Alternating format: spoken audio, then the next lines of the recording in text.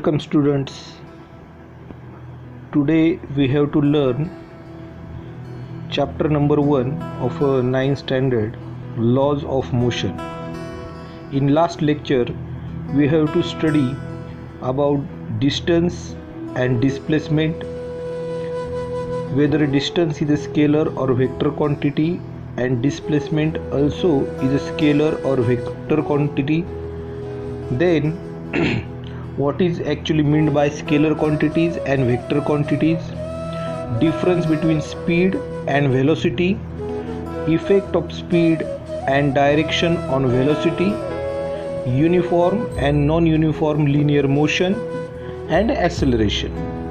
These are the points we have to study in a last lecture. Now today we have to learn the next topic about distance time graph for uniform motion. Here an example that body can move with a time and cover certain distance, and chart is given.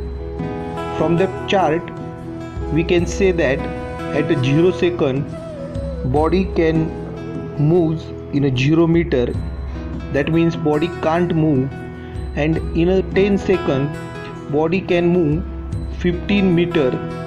In a 20th second body can move with a 30 meter, and from that data or from that chart we have to complete a graph. In that graph we have to take an x-axis for time and y-axis for distance. From that graph we have to say that in uniform motion the distance time graph is a straight line. म्हणजे मित्रांनो, आपण इथे म्हणू शकतो की ज्यावेळेस आपण distance time graph घेतो त्यावेळेस ती एक युनिफॉर्म लाईन किंवा एक स्ट्रेट लाईन मिळते, आणि ती स्ट्रेट लाईन ही 0 म्हणजे ओरिजिनमधून पास होत असते. याचाच अर्थ as in uniform motion the distance time graph would be a straight line because equal distance is covered in equal unit of time. याचं कारण असं आहे की इक्वल युनिट ऑफ डिस्टन्स हे कवर केलं जाते त्या बॉडीकडून in equal interval of time. मग अशा प्रकारे आपण डिस्टन्स टाईम ग्राफ युनिफॉर्म मोशनचा शिकू शकतो. Next point, distance time graph for non uniform motion. Here is an example in a chart. A body can move with a certain time in a certain meters.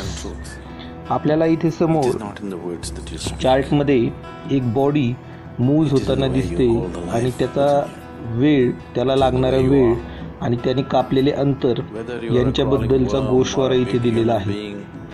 तर दिलेल्या माहितीनुसार ज्यावेळेस आपण दिलेल्या चार्टनुसार ज्यावेळेस आपण ग्राफ काढतो डिस्टन्स आणि टाईमचा, then we have to taken x axis for time and y axis for distance. Then we have to seen that the graph is not a straight line and it is a zigzag line or non-uniform line. Here the distance changes non-uniformly with time, so the object is having non-uniform of motion.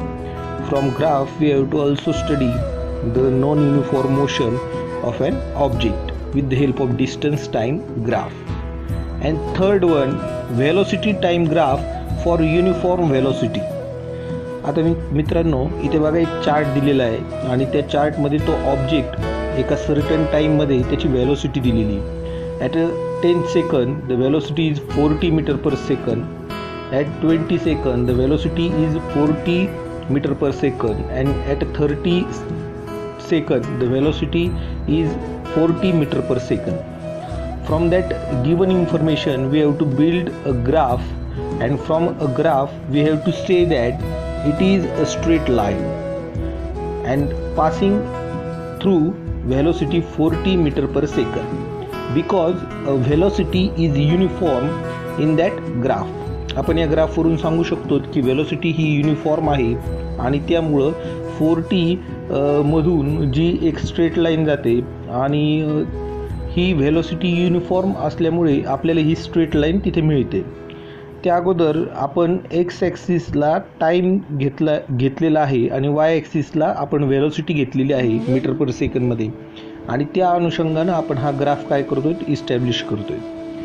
आणि सरतेशेवटी आपण असं म्हणू शकतो, due to uniform velocity acceleration must be 0.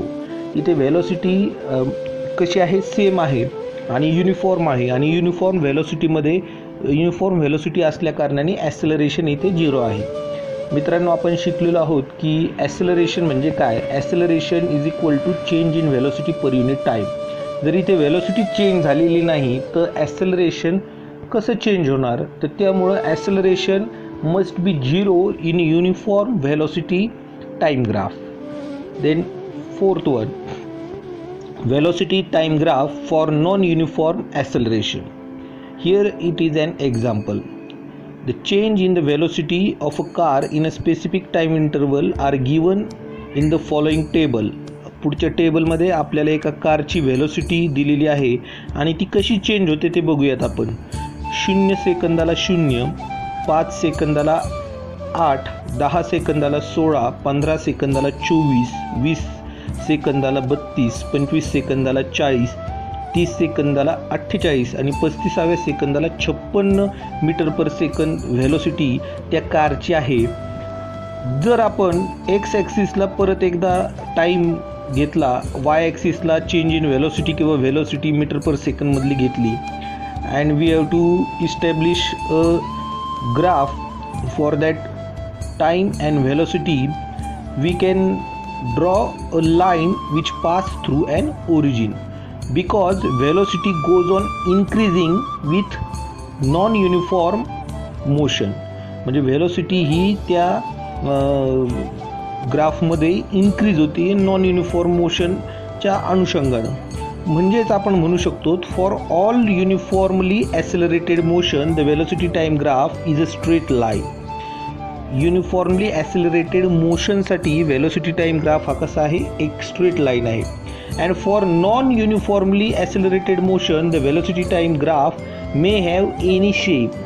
Velocity time ग्राफला वेगवेगळा shape असू शकतो depending on how the acceleration changes with time. म्हणजे ॲसेलरेशन कसं चेंज होतं टाईम बरोबर, या अनुषंगानं तो ग्राफ हा डिझाईन होत असतो. म्हणजेच इथे आपण म्हणू शकतो की एक टाईम सर्टन टाईम इंटरवलवर जी काही चेंज होणारी वेलोसिटी आहे ही कितीच्या घरामध्ये आहे, तर 8च्या घरामध्ये आहे. 8नी प्रत्येक वेळेस वेलोसिटी चेंज होत राहते. So it is un uniformly accelerated मोशनचं किंवा युनिफॉर्मली वेलोसिटीचं हे एक्झाम्पल या ग्राफमध्ये आपण दिलेलं आहे असं आपण म्हणू शकतो. So the change in velocity of a car is a specific time interval are given from the table, and the graph shows change in acceleration. So it is an uniformly accelerated motion. So हा जो काही velocity time graph आहे तो uniform ॲसेलरेटेड मोशनसाठी आपण study करत आहोत. हे चारही ग्राफ मित्रांनो लक्षात ठेवा. या ग्राफच्या आधारे आपल्याला पुढचा पॉईंट पाहायचा आहे, पण ह्या चारही ग्राफबद्दलची इन्फॉर्मेशन व्यवस्थित आपल्या वहीमध्ये लिहून ठेवा.